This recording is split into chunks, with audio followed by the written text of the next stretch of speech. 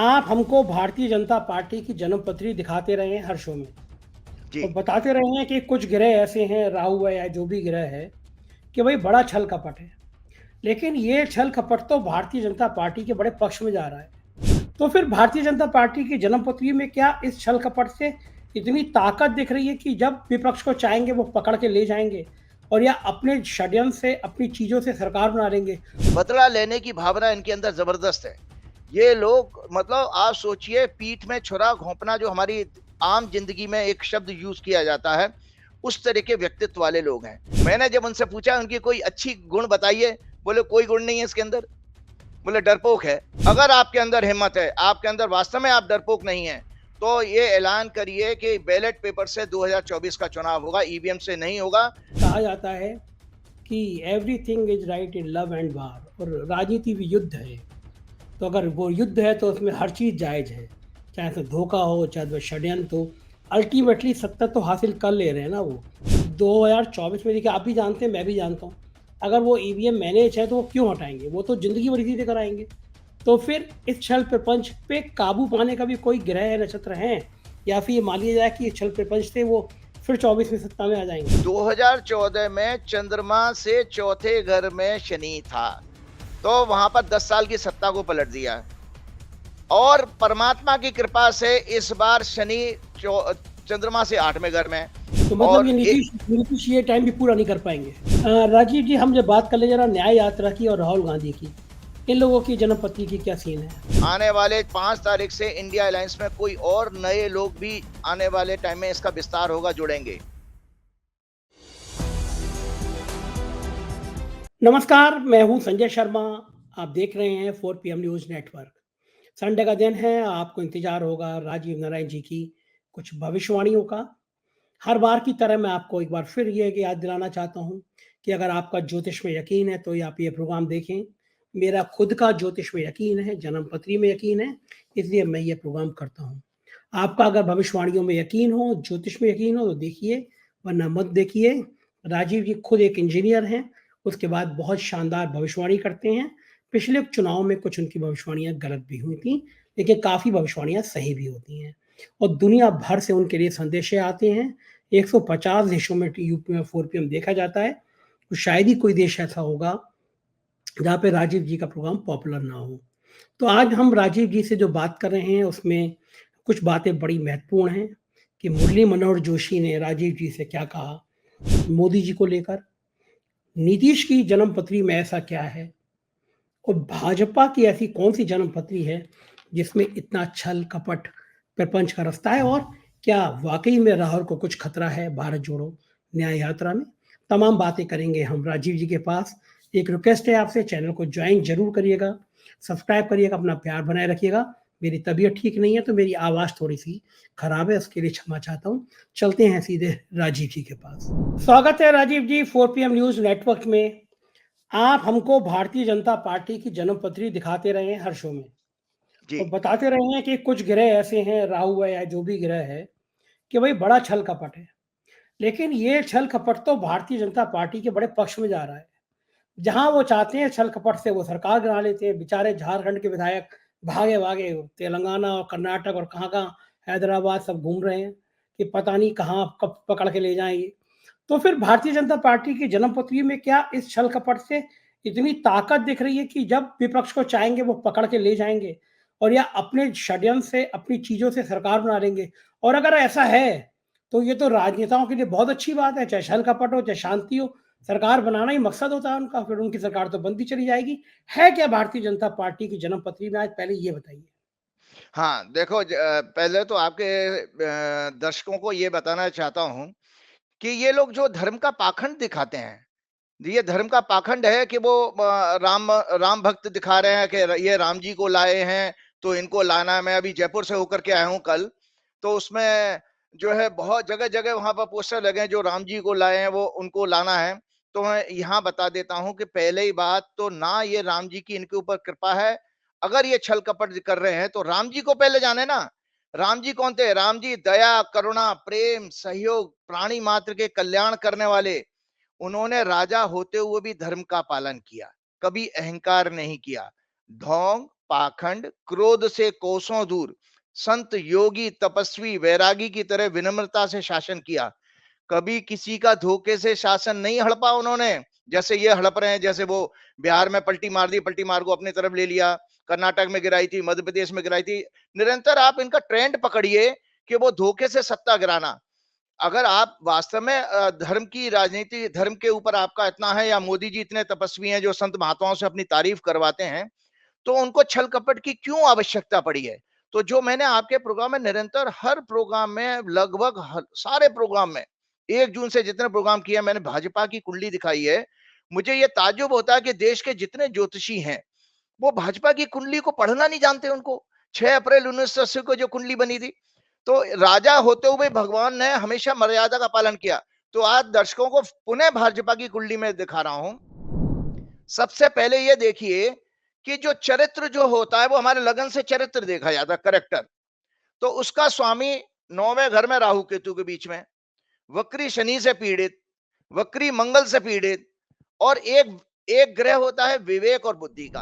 अगर जिस इंसान के पास विवेक ना हो तो सोचिए वो पशु समान है, एनिमल टाइप का है।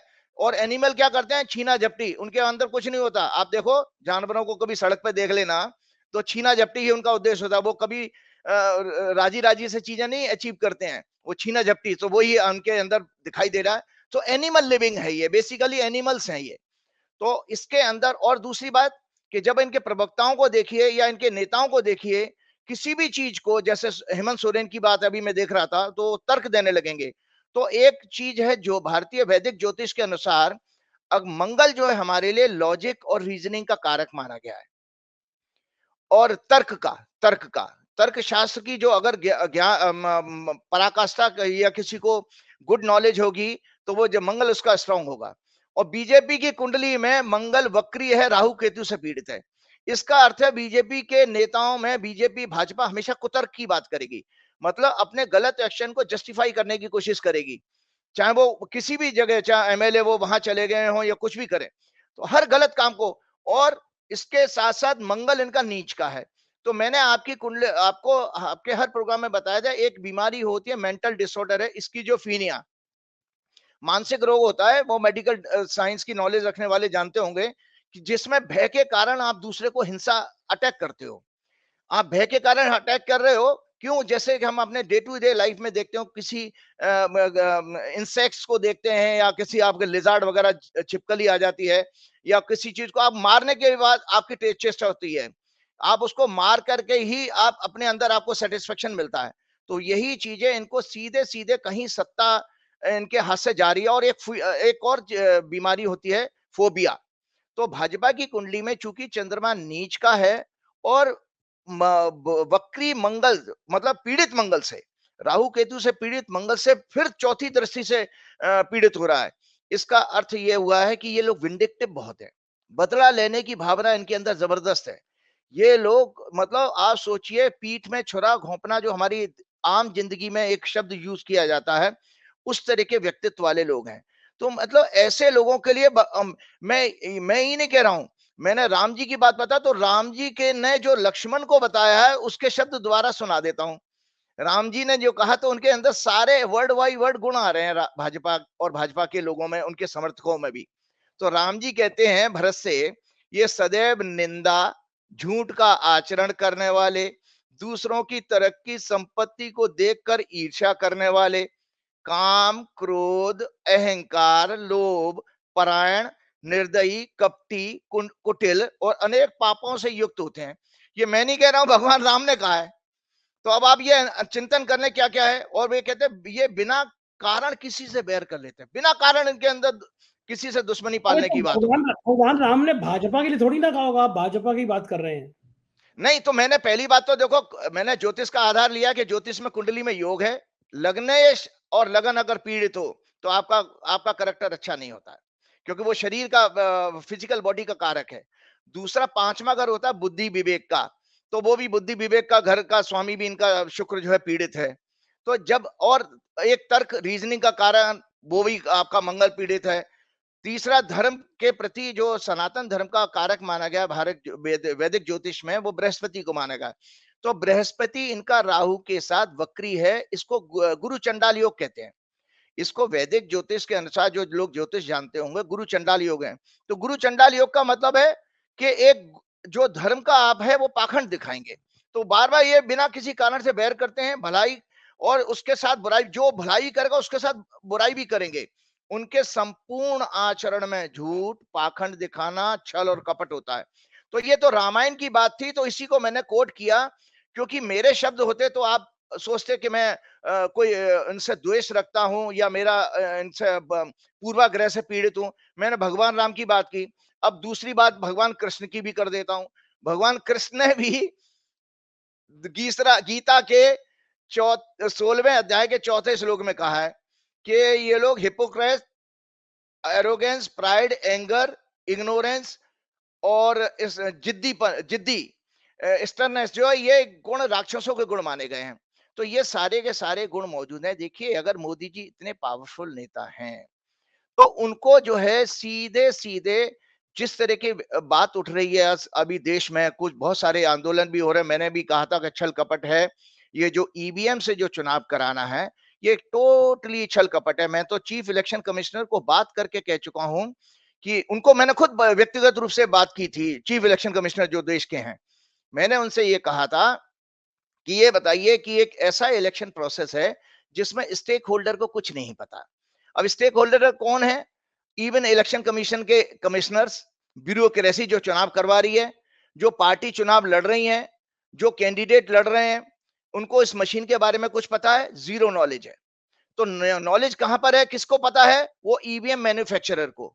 जो भी सॉफ्टवेयर बना रहा है, हार्डवेयर क्या डाल रहा है, ये भी कुछ है, सब कुछ उसको। अब वो दो सरकारी कंपनियां हैं।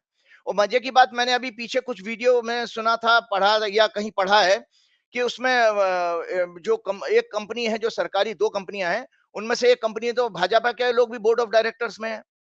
भाजपा के लोग पदाधिकारी उस कंपनी के बोर्ड ऑफ डायरेक्टर्स में हैं। तो ऐसी अवस्था में ये छल कपट से चुनाव जीतने जा रहे हैं। और इनने अभी तक जो भी कुछ किया, 14 में किया हो, 19 में किया हो, लगातार आपने।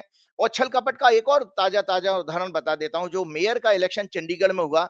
आपने देखिए, ईवीएम तो छोड़ो, खुलेआम बैलेट पेपर में भी आपने उसको छल कपट से चुनाव को जो है पलट दिया। तो ये निरंतर ऐसा इसलिए हो रहा है क्योंकि इनके प्रारब्ध में ही धोखाधड़ी का योग है और डर भी है। नरेंद्र मोदी जी, मैं वास्तव में कहता हूं, मुझे मुरली मनोहर जोशी जी की बात याद आ जाती है 2018 में। मैंने जब उनसे पूछा उनकी कोई अच्छी गुण बताइए, बोले कोई गुण नहीं है इसके अंदर, बोले डरपोक है। जोशी जी ने कहा डरपोक था है। ये? हाँ, जोशी जोशी जी जी ने ने, कहा था। हाँ, नरेंद्र जोशी जी मोदी ने जी कहा। ने, नरेंद्र हाँ मोदी हाँ जी ने। हाँ जी, बोले कि मैं, ये डरपोक बहुत है और बोले झूठ बहुत बोलता है। तो अब आप बताइए, ये डर का उनका सीधा सीधा डर दिखाई देता है कि जब इंडिया अलायंस बना तो उस इंडिया अलायंस से सीधी सीधे जो प्योर मैथमेटिक्स, राजनीतिक मैथमेटिक्स है, उनको दिख रहा था कि ये जीत नहीं पाएंगे। और उस इंडिया डे वन से इनके अंदर ये सांप लौट रहे थे और उन्होंने इंडिया अलायंस को डिस्टेबलाइज करने के लिए सारे हथकंडे अपनाए, जो लास्ट में आप नीतीश कुमार के रूप में देख रहे हो। ममता बनर्जी के भी कुछ सुर बदले हुए हैं और कुछ जो हेमंत सोरेन को भी आपने डाल दिया। तो ये सब चीजें आपके फियर साइकोसिस है। अगर मोदी जी वास्तव में तपस्वी हैं, मैं सीधा सीधा मोदी जी से आग्रह करूंगा कि मोदी जी, अगर आपके अंदर वैसे तो तपस्वी मेरी निगाह में तो आप होनी को, आप, मुझे तो पता है, मैं थोड़ा पढ़ता पढ़ाता रहता हूं कि आध्यात्म क्या है और तप किसको कहते हैं, मैं इसका छोटा सा ज्ञान रखता हूं। तो उसमें वो ज्ञान आपके अंदर तो बिल्कुल नहीं दिखाई देता है। लेकिन अगर आपके अंदर जरा सा भी गुण है तो आपको ये ऐलान कर देना चाहिए कि चूंकि देश में लोगों की डिमांड है और मैं ऐसा छल कपट का कोई सहारा नहीं लूंगा और बैलेट पेपर से चुनाव करवाऊं। मैं आज मोदी जी से हाथ जोड़ के आगे कर रहा हूं कि मोदी जी, अगर आपके अंदर हिम्मत है, आपके अंदर वास्तव में आप डरपोक नहीं है, तो ये ऐलान करिए कि बैलेट पेपर से 2024 का चुनाव होगा, ईवीएम से नहीं होगा। क्योंकि लोगों को भरोसा, जनता का भरोसा उठ गया। और आप देखिए, जो भी आपका कोई आपके गुजरात वाले उसमें चैनल से मैं कहीं एक प्रोग्राम सुनना था, उसमें किसी ने ये बताया था, एडवोकेट ने, सुप्रीम कोर्ट ने के एडवोकेट ने, कि ये जो आंदोलन है प्योर नॉन पॉलिटिकल है और उसमें जनता के लोग ज्यादा आ रहे हैं, वो भी एजुकेटेड, एससी एसटी लोग जो एजुकेटेड है वो बहुत ज्यादा आ रहे हैं, वकील एडवोकेट बहुत ज्यादा जुड़ गए हैं।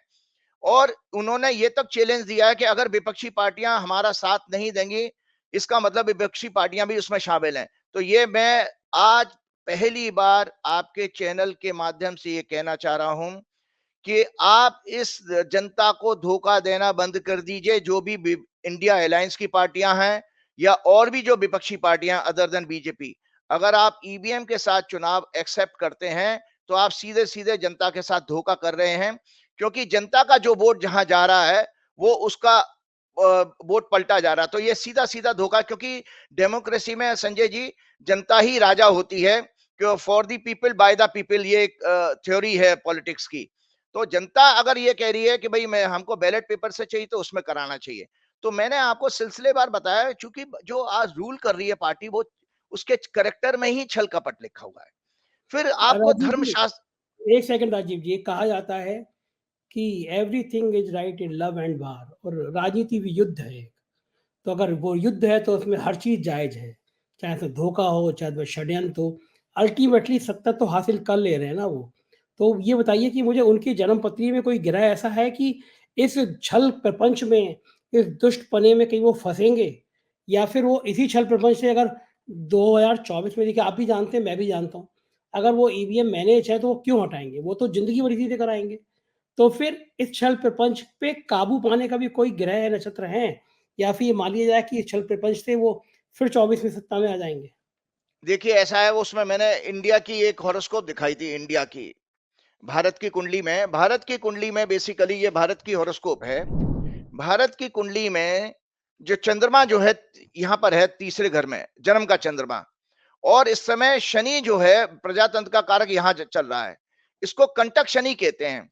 कंटक शनि जब होता है चंद्रमा से चौथा या चंद्रमा से अष्टम शनि हो, तो ऐसे में सत्ता परिवर्तन कराता, मतलब डेमोक्रेसी में जो भी रूलिंग कर पार्टी है वो वापस जाएगी। 2014 में आपको इंटरेस्टिंग बताता हूं, 2014 में यूपीए गवर्नमेंट क्यों गई? 2014 में चंद्रमा से चौथे घर में शनि था, तो वहां पर 10 साल की सत्ता को पलट दिया। और परमात्मा की कृपा से इस बार शनि चंद्रमा से 8वें घर में। तो एक कंटक शनि का सिद्धांत मैं अगर उसको देखता हूं तो उस नाते इनके सारे छल कपट के बावजूद इनको चुनाव में सफलता नजर नहीं आ रही है। ये पहला है।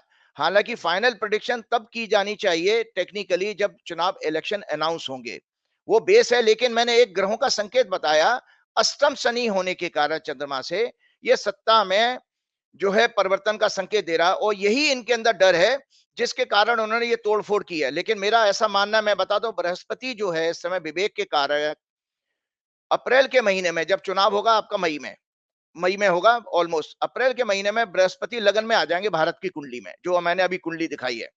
तो लगन में आने का मतलब है, एक शुभ ग्रह का लगन में आने का मतलब है पूरे भारत की देश में एक विवेक और विवेक का जो है धारा प्रवाह हो जाएगी, नैतिकता प्रवेल करेगी।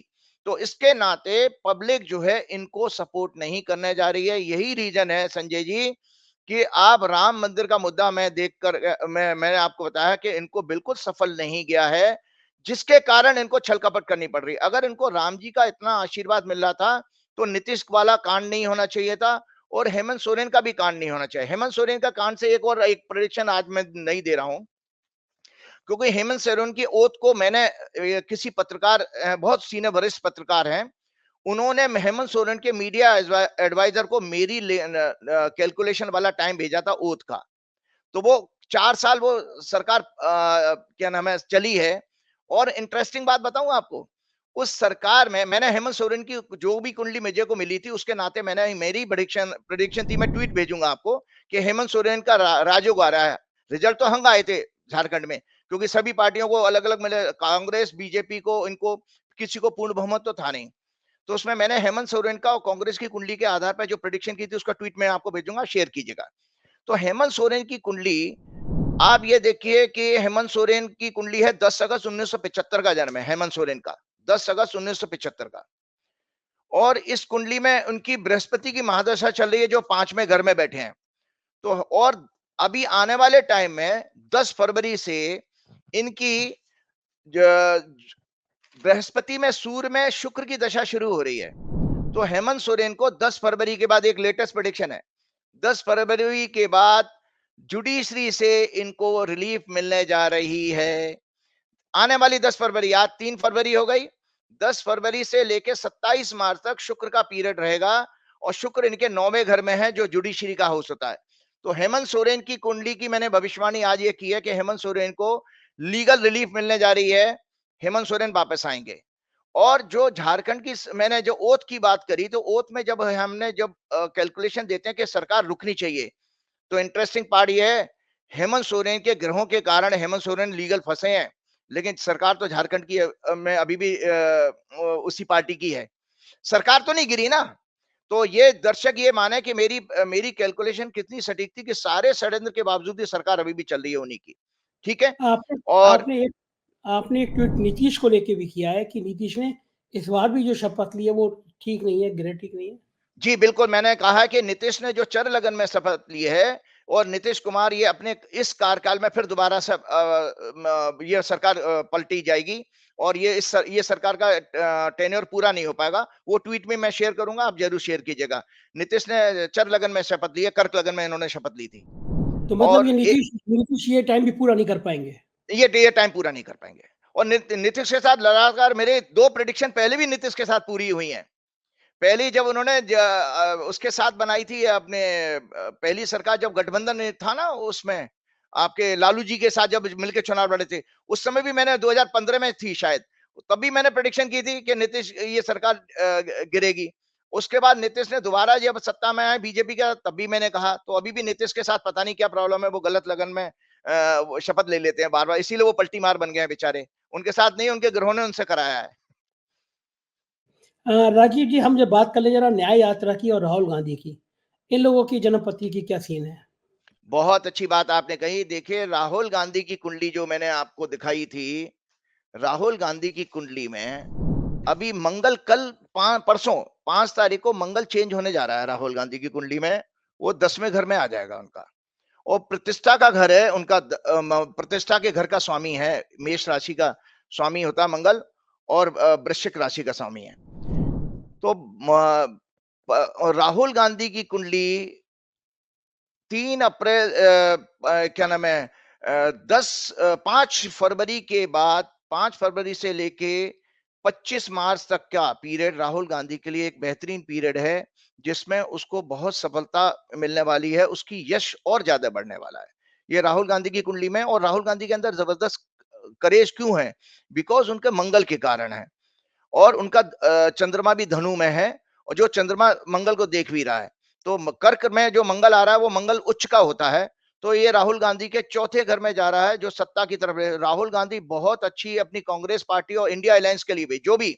और एक और चीज बता देता हूं, इंडिया अलायंस की कुंडली इतनी कमजोर नहीं है।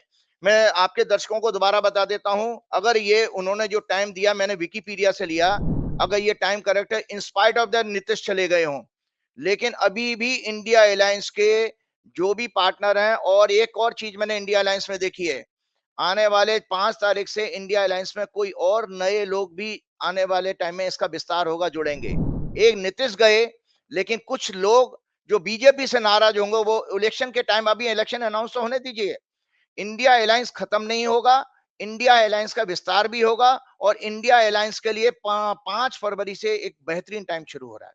इन बातों को छोड़ दीजिए जो मीडिया में चलता है कि वो ममता ने ये कह दिया, वो कर दिया, ये सब चीजें प्लांटेड स्टोरी हैं, या हो सकता है कि नेताओं की, जो विपक्ष के नेता हैं, उनकी स्ट्रेटेजी हो, सो दैट बीजेपी को कोई मौका ना मिले किस चीज का करने का।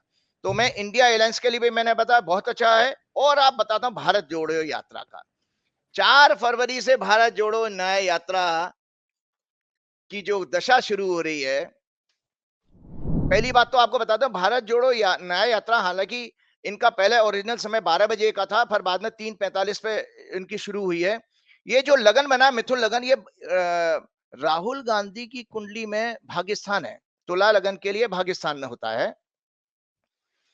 तो इसका अर्थ ये हुआ कि ये राहुल गांधी के लिए फॉर्चून लेकर के आएगी। तो अभी तक आप देखिए 14 जनवरी से शुरू हुई है, आप लोग तो पत्रकार हैं, आप लोग सारी रिपोर्ट लेते रहते होंगे, कि जो बहुत अच्छा रिस्पांस मिला, मैसिव रिस्पांस मिल रहा है। और यही रीजन है कि नरेंद्र मोदी जी को सबसे ज्यादा घबराहट इस बात की है। एक बहुत इंटरेस्टिंग चीज बता देता हूं, आपके 4 पीएम की वजह से गुजरात के और पूरे देश के दुनिया के लोग मेरे से जुड़े हुए हैं।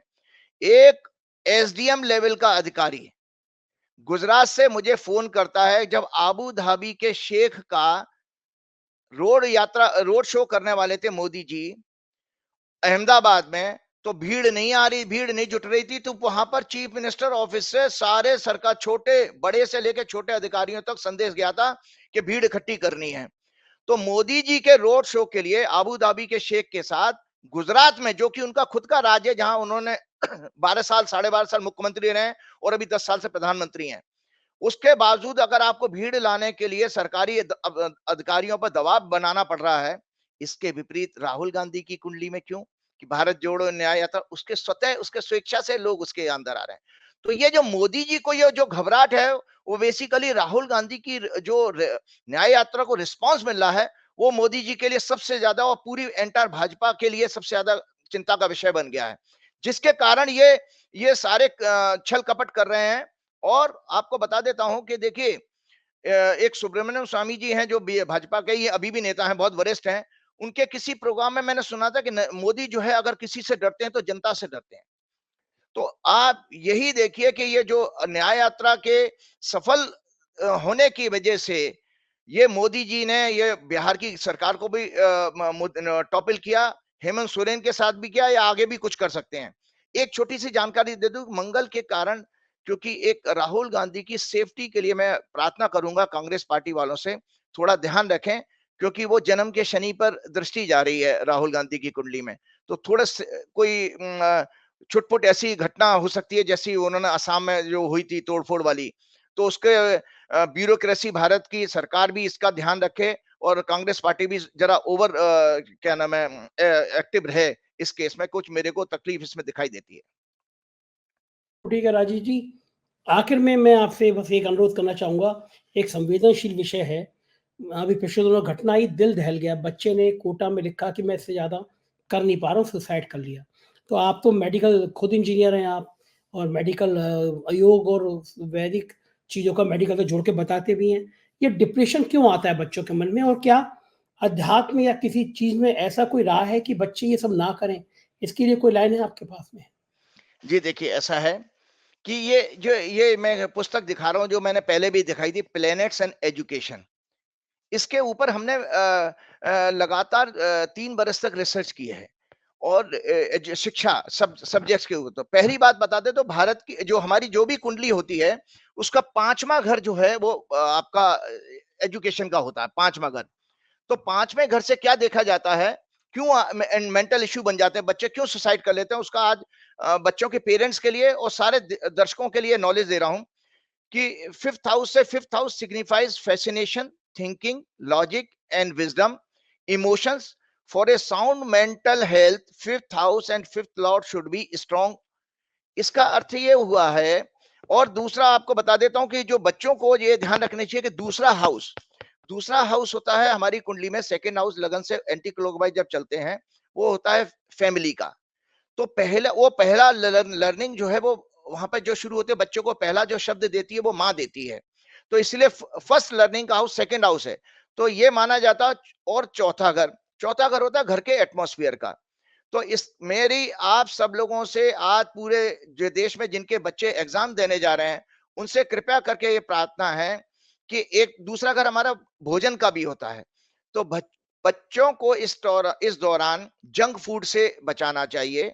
बच्चों को इस दौरान सिंपल फूड दें और बच्चों से ज्यादा जो है उनको घर में एटमॉस्फेयर जितना कंड्यूसिव रहेगा, बच्चे के अंदर उतना ही जो है स्टडी के प्रति उसके अंदर उसकी जिज्ञासा और उसके अंदर अट्रैक्शन बढ़ेगा।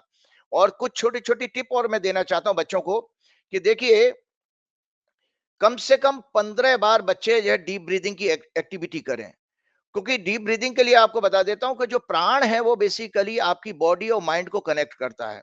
और इसका साइंटिफिक मेडिकल टर्मिनोलॉजी में बता देता हूं कि जब हम पूरी डीप ब्रीदिंग करते हैं तो उससे ऑक्सीजन की सप्लाई ब्रेन में इंक्रीज हो जाती है, तो बच्चों की मेमोरी शार्प होगी।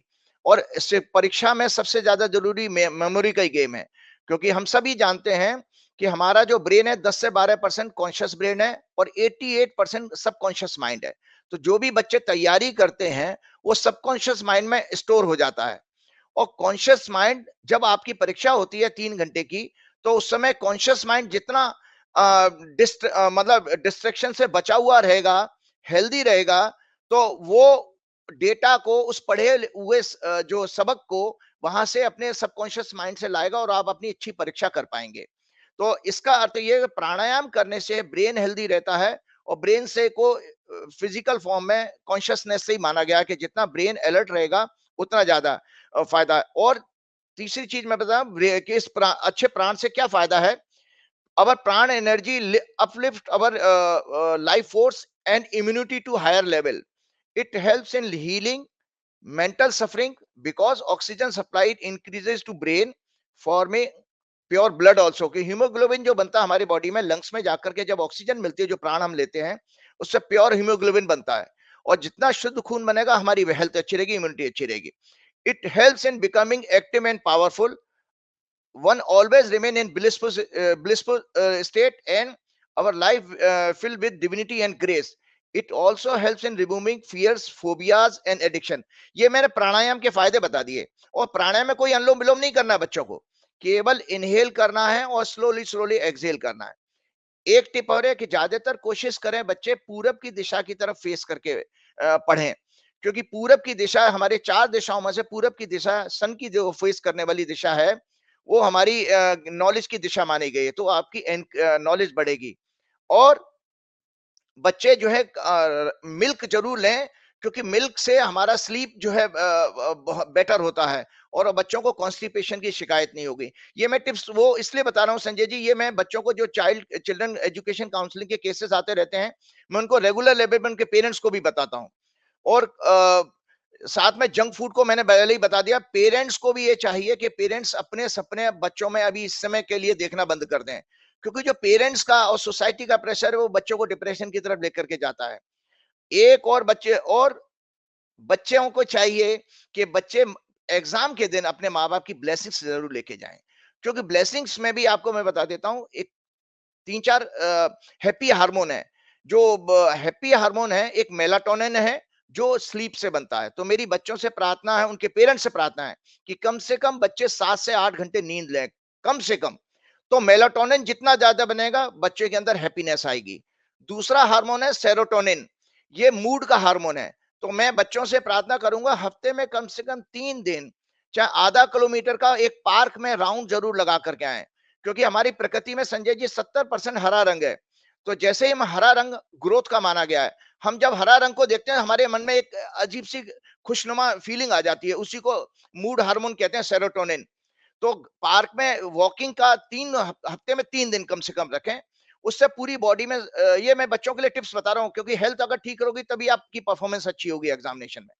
तो आप अगर टहल कर आते हैं उसके बाद अपने अपने तैयारी कर सकते हैं।